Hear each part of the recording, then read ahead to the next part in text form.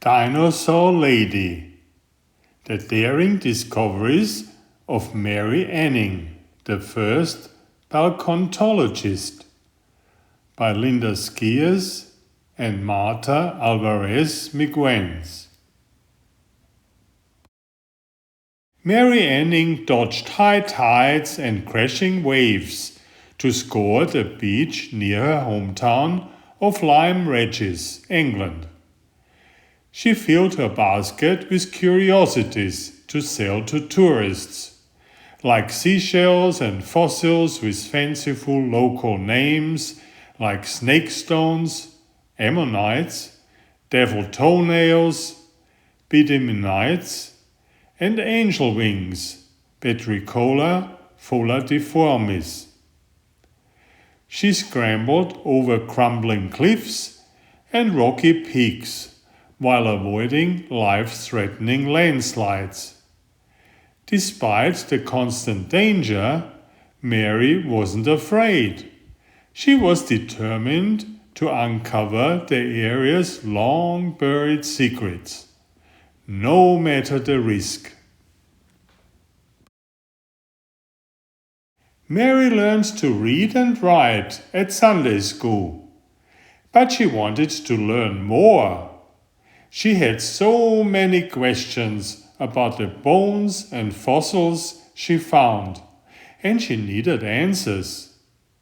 She borrowed books and copied scientific papers. She sketched intricate drawings of her discoveries, and she made notes, lots and lots of notes.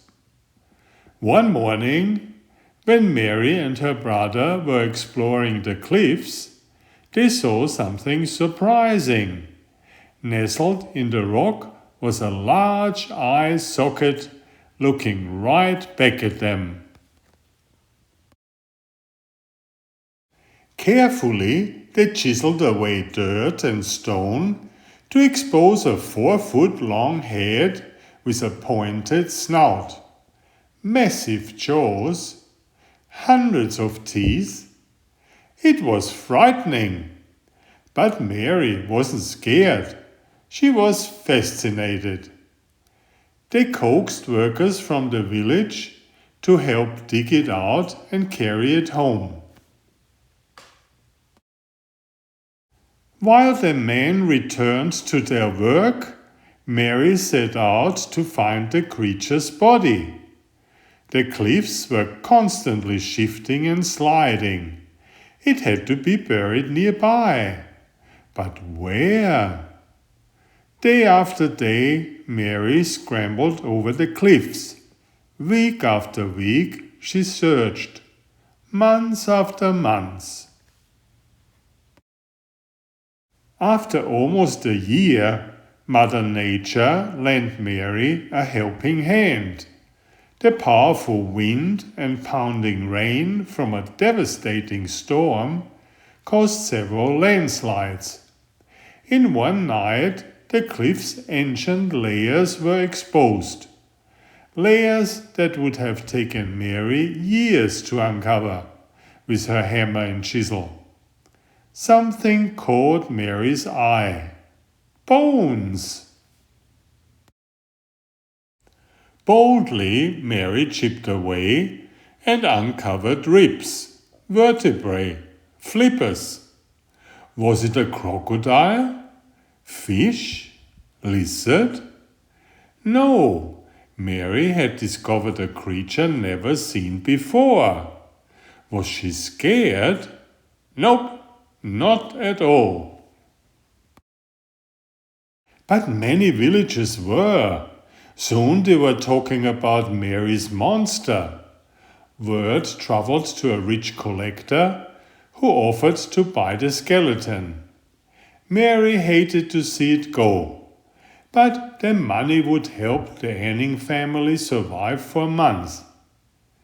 The collector donated it to a London museum, and scientists and geologists flocked to the exhibit. They studied it, calculated, debated. They named it Ichthyosaurus, which means fish lizard. The word dinosaur hadn't even been invented yet. They made an announcement that shocked the world. Mary's find wasn't just old, it was millions of years old. Their declaration shattered the commonly held belief that the Earth was only 6,000 years old. Also, no one had realized that a species could become extinct until they studied the remains of a creature that no longer walked the earth. While others discussed her discovery, Mary kept exploring and learning. Over the years, Mary also found many odd, dark, lumpy pebbles inside skeletons. She examined them, reread her notes, studied her drawings. Mary figured out what they were, except it was something a lady shouldn't talk about. But Mary was more of a scientist than a proper lady. So she proclaimed these stones, known as bezoars, were actually fossilized poop. Geologists sneered. Scientists scoffed. Then they took a closer look and realized she was right. Mary's discovery helped scholars learn more about what ancient creatures ate.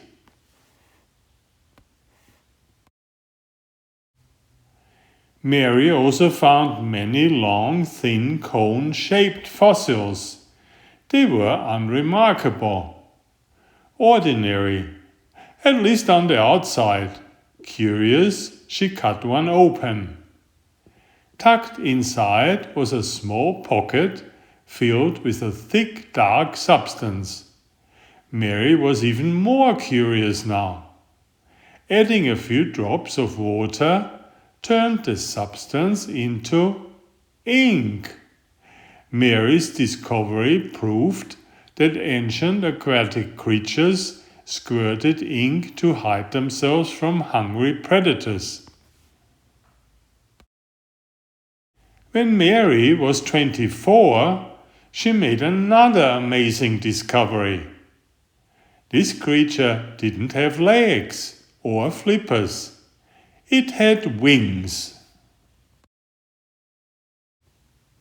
Mary had unearthed a prehistoric flying reptile called pterosaur. Around the world, scientists were talking about Mary's incredible discoveries.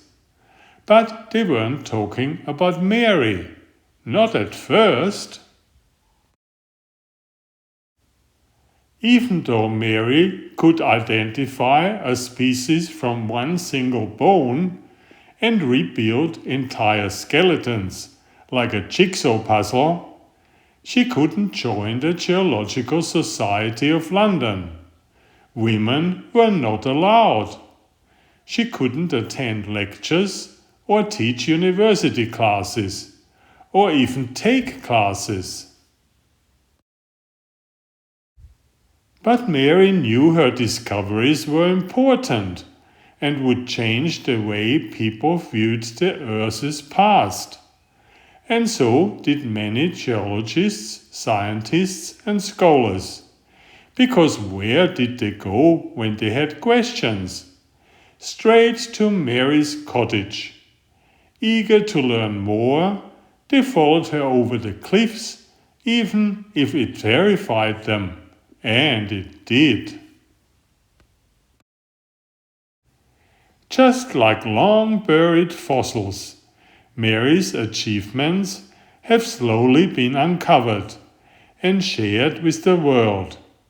Her daring discoveries helped form paleontology, the branch of geology that uses fossils to study prehistoric life.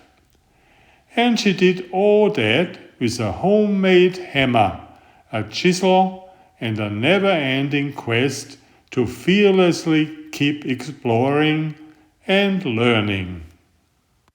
Enjoy my new series Oliver and Jumpy, 19 video books with about 500 pictures. There's text, but I also read it aloud for the younger children. I have written 65 stories and had them illustrated at great cost for your children's fun. Oliver is an elegant tomcat and Jumpy is his lady friend. Oliver loves to ride in Jumpy's pouch when they go for adventures together. Please find a link to the first book in the description of this video. Please always subscribe and like if you find my effort interesting. Thank you so much.